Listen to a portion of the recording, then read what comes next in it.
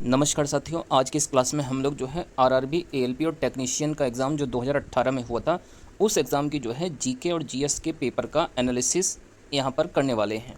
तो चलिए करते हैं क्लास की शुरुआत। सबसे पहला जो जीके का प्रश्न एग्ज़ाम में पूछा गया था वो पूछा गया था प्रतिरोध की एसआई इकाई क्या है, the SI unit of resistance. तो देखिए प्रतिरोध की जो एसआई इकाई होती है वो होती है ओम। ये आप सभी को बहुत ही अच्छे से पता होगा। अगर हम अन्य इसके विकल्पों की बात करें तो देखिए जो कूलम्ब होता है वो आवेश का मात्रक होता है, इसी प्रकार जो न्यूटन होता है वो बल का मात्रक होता है। और बात करें इसके अन्य विकल्पी तो देखिए जूल जो है ये कार्य का मात्रक होता है। तो ये इसके अन्य विकल्पों का जो है विश्लेषण था। आइए देखते हैं दूसरा प्रश्न क्या पूछा गया था। इसमें पूछा गया था नकारात्मक त्वरण निम्नलिखित में से किसकी के दिशा के विपरीत होता है। तो देखिए जो नकारात्मक त्वरण होता है, जो निगेटिव एक्सेलरेशन होता है, ये अपोजिट डायरेक्शन में होता है किसके, वेलोसिटी यानी वेग के। तो इसका राइट आंसर हो जाएगा वेग। नेक्स्ट बात करते हैं आगे, अगला जो प्रश्न पूछा गया था जीके का। देखिए तीसरे प्रश्न में पूछा गया था 1 किलोवाट आवर जो है ये किसके बराबर होता है। तो 1 जो किलोवाट आवर है 1 किलोवाट घंटा, ये बराबर होता है 3.6 गुणा 10 की पावर 6 जूल के। और ये जो किलोवाट आवर है ये किसका मात्रक होता है, तो ये ऊर्जा का व्यापारिक मात्रक होता है। इस चीज़ को भी आपको याद रखना है। नेक्स्ट इसके बाद बात करते हैं अगले प्रश्न की। तो इसमें पूछा गया था ऑक्टेवस वर्गीकरण के न्यूलैंड्स लॉ में निम्नलिखित में से कौन सा अंतिम तत्व था। तो देखिए जो न्यूलैंड लॉ था उसमें जो अंतिम तत्व था वो था थोरियम।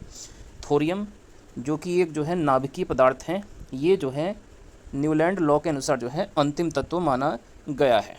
नेक्स्ट इसके बाद आते हैं अगले प्रश्न पर। देखिए ये प्रश्न जो है करंट अफेयर्स से पूछा गया था कि भारतीय ओलंपिक संघ के वर्तमान यानी फरवरी 2018 के अनुसार अध्यक्ष कौन है। तो देखिए भारतीय ओलंपिक संघ के उस समय जो 2018 में अध्यक्ष थे उनका नाम जो है नरेंद्र ध्रुव बत्रा था। जबकि अगर आपसे वर्तमान में पूछा जाए तो आपको याद रखना है कि भारतीय ओलंपिक संघ की जो अध्यक्ष है इनका नाम जो है पीटी उषा है। वर्तमान समय में आपको पीटी उषा का नाम याद रखना है। नेक्स्ट इसके बाद आते हैं अगले प्रश्न पर। देखिए इसके बाद अगला प्रश्न हमारा जो जीके का पूछा गया था, देखिए ये साइंस से ही रिलेटेड है। अगले प्रश्न में पूछा गया था पानी को ब्लीचिंग पाउडर में मिलाने पर कौन सी गैस निकलती है। तो देखिए पानी को अगर हम वाटर को किसमें ब्लीचिंग पाउडर में मिला दें COCl2 में, तो इसमें से कौन सी गैस अलग हो जाती है। तो देखिए क्लोरीन गैस अलग हो जाती है। तो इसका राइट आंसर हो जाएगा क्लोरीन। पानी को ब्लीचिंग पाउडर में मिलाने पर क्लोरीन गैस अलग हो जाती है। नेक्स्ट इसके बाद जो है अगला जो जीके का प्रश्न पूछा गया था, चलिए हम लोग उसको भी देखते हैं जो है। देखिए नेक्स्ट हमारा जो जीके का प्रश्न पूछा गया था उसमें पूछा गया था कि अलैंगिक प्रजनन लैंगिक प्रजनन से भिन्न है। अलैंगिक प्रजनन में क्या ऐसा होता है जिससे वो जो है लैंगिक प्रजनन से भिन्न हो जाता है। मतलब asexual reproduction differs from sexual reproduction in asexual reproduction. तो ये क्यों अलग होता है, क्योंकि जो अलैंगिक प्रजनन होता है उसमें जो है, देखिए उसमें जो है नर जीव जनक माता पिता के समान होते हैं। तो इसका राइट आंसर था नर जीव जनक जो है माता पिता के समान होते हैं। The new organism are genetically identical to the parent. ये इसका जो है राइट आंसर था। नेक्स्ट इसके बाद बात करते हैं अगले जो है प्रश्न की जीके की। तो देखिए इसमें पूछा गया था सर्च लाइट का परावर्तक कौन सा होता है। तो देखिए जो the reflector of A search light is, जो सर्च लाइट का परावर्तक होता है वो होता है अवतल दर्पण। इसका राइट आंसर है कनकेव मिरर। अवतल दर्पण कौन सा होता है, जो बीच में जो है पतला होता है, किनारों पर मोटा होता है। और निकट दृष्टि के दोष का निवारण भी अवतल लेंस से किया जाता है। माफ़ कीजिएगा, यहाँ पर जो है दर्पण से नहीं, अवतल जो है लेंस से किया जाता है निकट दृष्टि दोष का। अवतल दर्पण का उपयोग आपको याद रखना है कि जो आँख नाक कान के डॉक्टर होते हैं उनके द्वारा जो है अवतल दर्पण का ही उपयोग किया जाता है। और गाड़ी का जो साइड मिरर होता है उसमें उत्तल दर्पण का प्रयोग किया जाता है। नेक्स्ट इसके बाद अगला जो प्रश्न पूछा गया था, इसमें पूछा गया था रेनवियर के नोड्स सूक्ष्म रिक्त स्थान होते हैं जो में पाया जाता है। तो nodes of Ranvier are microscopic gaps found within. तो ये किस में पाया जाता है, तो ये मायेलिनीकृत एक्सोन में जो है ये पाया जाता है नोड्स। नेक्स्ट इसके बाद बात करते हैं अगले प्रश्न की। तो देखिए अगले प्रश्न में पूछा गया था निम्नलिखित में से किस अभिक्रिया द्वारा उच्च प्रतिक्रिया वाली धातुओं का निष्कासन होता है। तो वो कौन सी ऐसी प्रक्रिया है जिसके द्वारा उच्च प्रतिक्रिया वाली धातुओं का निष्कासन होता है। तो उस प्रोसेस को कहा जाता है इलेक्ट्रोलिसिस। इलेक्ट्रोलिसिस के द्वारा जो है जो उच्च प्रतिक्रिया वाली धातुएं होती हैं उनका जो है निष्कासन किया जाता है। नेक्स्ट हम बात करते हैं इसके बाद अगले प्रश्न की। तो देखिए अगला प्रश्न भी करंट अफेयर्स से पूछा गया था कि फरवरी 2018 से कोलकाता की IPL team Kolkata night Riders के मालिक कौन है। तो देखिए जैसा कि आप सभी को पता होगा आईपीएल के बारे में, तो आईपीएल के अंदर जो कोलकाता नाइट राइडर्स की टीम है उसके मालिक जो है शाहरुख खान बॉलीवुड अभिनेता हैं। इस चीज़ को आपको याद रखना है।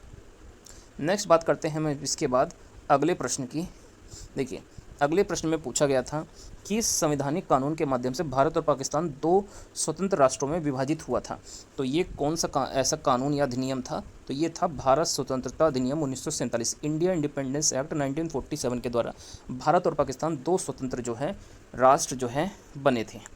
चलिए आगे बढ़ते हैं, जो है अगले प्रश्न को देखते हैं जो जीके का जो है एग्ज़ाम्स में पूछा गया था इस रेलवे के। देखिए अगला प्रश्न भी साइंस से रिलेटेड है। जब एक परिपथ में कई प्रतिरोध श्रृंखला में जुड़े होते हैं तो करंट का मान क्या होता है? समान होता है। आपको ये चीज़ याद रखनी है कि जब बहुत सारे प्रतिरोध जो है सीरीज़ में आपस में कनेक्ट होते हैं, इन सभी में जो करंट होती है वो सेम होती है। यही सेम अगर ये सभी प्रतिरोध जो है समांतर में जुड़े होते हैं तो इसमें वोल्टेज सेम होती है। इस चीज़ को भी आपको याद रखना है।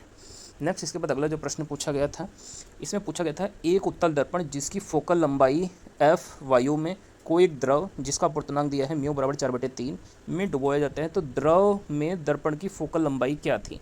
तो देखिए इसमें द्रव में जो फोकल लंबाई हो जाएगी वो समान ही रहेगी, जो वायु में थी वही द्रव में भी उसकी फोकल लंबाई रहेगी। तो यहाँ पर इसका भी आंसर f ही होगा। नेक्स्ट इसके बाद बात करते हैं अगले प्रश्न की। तो देखिए अगले प्रश्न में पूछा गया था NH4 का होल्ट वाइज SO4 के एक अणु में कितने परमाणु हैं? तो देखिए NH4 का होल्ट वाइज SO4 के एक अणु में टोटल 15 परमाणु उपस्थित होते हैं। नेक्स्ट इसके बाद अगला प्रश्न पूछा गया था। देखिए अगला प्रश्न पर आते हैं जीके का जो एग्ज़ाम में इसमें पूछा गया है। चलिए देखते हैं। देखिए ये है हमारा अगला प्रश्न।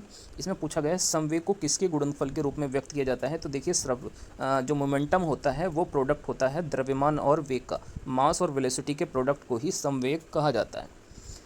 नेक्स्ट इसके बाद आते हैं अगले प्रश्न पर। चलिए देखते हैं। देखिए अगला प्रश्न हमारा है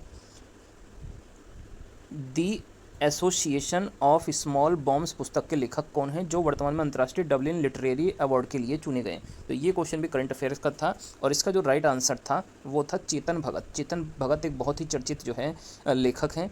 इनके द्वारा ये जो है पुस्तक लिखी गई थी the Association of Small Bombs. Next इसके बाद बात करते हैं इसके बाद अगले प्रश्न की। तो देखिए अगले प्रश्न में पूछा गया था वे, ये रिक्त स्थान से संबंधित है, वे पौधे जिनमें पौधे के विभिन्न भाग उपस्थित नहीं होते हैं वे किस समूह से संबंधित होते हैं? तो देखिए ऐसे पौधे जिसमें पौधे के विभिन्न भाग उपस्थित नहीं होते हैं तो इनको बोला जाता है थैलोफाइटा। थैलोफाइटा याद रखना है आपको। नेक्स्ट इसके बाद आते हैं अगले प्रश्न पर। तो देखिए अगले प्रश्न में पूछा गया है, देखिए निम्नलिखित में से किस उत्पाद के मूल्य में वृद्धि होने के परिणाम स्वरूप कई उत्पादों के मूल्य में वृद्धि होगी जिसका परिणाम मुद्रास्फीति होगा? तो देखिए अगर पेट्रोलियम के दाम बढ़ते हैं तो जिससे क्या होगा कि पेट्रोलियम के दाम बढ़ने से अन्य कई उत्पादों के भी दाम में वृद्धि हो जाएगी, क्योंकि पेट्रोल के दाम बढ़ने से जो है ट्रांसपोर्टेशन का जो है खर्चा बढ़ेगा, जिससे प्रत्येक वस्तु के मूल्य में जो है वृद्धि देखने के लिए मिलेगी। नेक्स्ट इसके बाद बात करते हैं अगले प्रश्न की। तो देखिए अगला प्रश्न जो है ये भी जो है साइंस से रिलेटेड है। 4 किलोग्राम भार की एक वस्तु 36.5 मीटर प्रति सेकंड की दर से बढ़ रही है, तो इसकी गति 10 मीटर प्रति सेकंड की दर से बढ़ने पर इसके द्वारा किया गया कार्य कितना होगा? तो इसका राइट आंसर था 150 जूल। नेक्स्ट इसके बाद बात करते हैं अगले प्रश्न की। तो देखिए अगले प्रश्न में पूछा गया था फरवरी 2018 में उपलब्ध जानकारी के अनुसार प्रधानमंत्री के आर्थिक सलाहकार परिषद PMEAC के अध्यक्ष कौन है? तो इसका राइट आंसर था विवेक देबरॉय। ये उस समय के करंट अफेयर्स का क्वेश्चन है, तो आपको इसका आंसर भी जो है वर्तमान समय के अनुसार तैयार कर लेना है। नेक्स्ट इसके बाद अगला प्रश्न है निम्नलिखित में से कौन सा अम्ल लाल चींटियों में उपस्थित होता है? तो देखिए लाल चींटी में जो है फॉर्मिक अम्ल मौजूद होता है। इसके अलावा जो मैलिक एसिड है ये सेब में पाया जाता है, इस चीज़ को आपको याद रखना है। ऑक्जेलिक एसिड जो है टमाटर में उपस्थित होता है, ये भी काफ़ी इंपॉर्टेंट है जो है, इसको भी आप लोग जो है याद कर लेंगे। नेक्स्ट इसके बाद अगला प्रश्न पूछा गया था उस धातु का नाम बताइए जिसे आसानी से चाकू से काटा जा सकता है। तो ये धातु होती है सोडियम। सोडियम को जो है आसानी से चाकू से काटा जा सकता है, इसको केरोसिन के तेल में डुबोकर रखा जाता है। नेक्स्ट इसके बाद बात करते हैं अगले प्रश्न की। तो देखिए अगले प्रश्न में पूछा गया था कि मार्च 2018 में उपलब्ध जानकारी के अनुसार इलाहाबाद बैंक के MD और CEO कौन है? तो ये जो है उषा अनंत सुब्रमण्यम है, ये इलाहाबाद बैंक के MD और CEO हैं। तो ये भी उस समय के करंट अफेयर का है, आपको वर्तमान के अनुसार इस क्वेश्चन का आंसर तैयार करना है। चलिए देखते हैं इसके बाद अगला प्रश्न क्या पूछा गया था इसमें जीके से रिलेटेड। देखिए ये सभी प्रश्न मैथ और रीजनिंग के हैं यहाँ पर। देखिए ये प्रश्न हमारा जो है जीके से रिलेटेड है। निम्न में से कौन सा एक सेप्रोट्रोफ है? Which of the following is a saprotroph. तो इसका राइट आंसर था कुकुरमुत्ता। कुकुरमुत्ता जो है सेप्रोट्रॉफ का एग्जाम्पल होता है। नेक्स्ट इसके बाद बात करते हैं अगले प्रश्न की। तो देखिए अगले प्रश्न में पूछा गया एक परमाणु में न्यूट्रॉनों की संख्या किसके बराबर होती है। तो ये जो है द्रव्यमान संख्या माइनस परमाणुओं की संख्या के बराबर होती है, क्योंकि ए बराबर होता है Z+n, जहाँ पे ये इसका जो है प्रोटॉनों की संख्या होती है, न्यूट्रॉनों की संख्या होती है। तो जब यहाँ पे न्यूट्रॉनों की संख्या निकालेंगे तो ये हो जाएगा द्रव्यमान संख्या यानी ए, और उसमें से परमाणुओं की संख्या यानी Z को माइनस कर न्यूट्रॉनों की संख्या निकल जाती है। अगला प्रश्न था पीर पंजाल रेलवे सुरंग कहाँ स्थित है। तो ये जम्मू कश्मीर राज्य में स्थित है। हिमाचल प्रदेश में भी कई सुरंगें हैं, उत्तराखंड में भी हैं, सिक्किम में भी पाई जाती हैं। तो इसका राइट आंसर था जम्मू कश्मीर। पीर पंजाल कहाँ पर है, जम्मू कश्मीर। नेक्स्ट इसके बाद अगला प्रश्न पूछा गया था चिंतावन उपन्यास हाफ ऑफ व्हाट आई से के लेखक कौन है। तो देखिए चिंतावन उपन्यास हाफ ऑफ व्हाट आई से के लेखक जो है इनका नाम है अनिल मेनन। इनका नाम भी आपको याद रखना है। नेक्स्ट इसके बाद अगला प्रश्न जो पूछा गया था मेंडलीव की आवर्त सारणी में तत्वों के गुणों को उनके के आवधिक स्वभाव माना जाता था। तो देखिए मेंडलीव की आवर्त सारणी जो है तत्वों के जो है जो गुण हैं उनके परमाणु द्रव्यमान के जो है आवधिक स्वभाव माना गया है। तो ये जो है एटॉमिक मास पर बेस्ड थी जो है। नेक्स्ट इसके बाद बात करते हैं अगले प्रश्न की।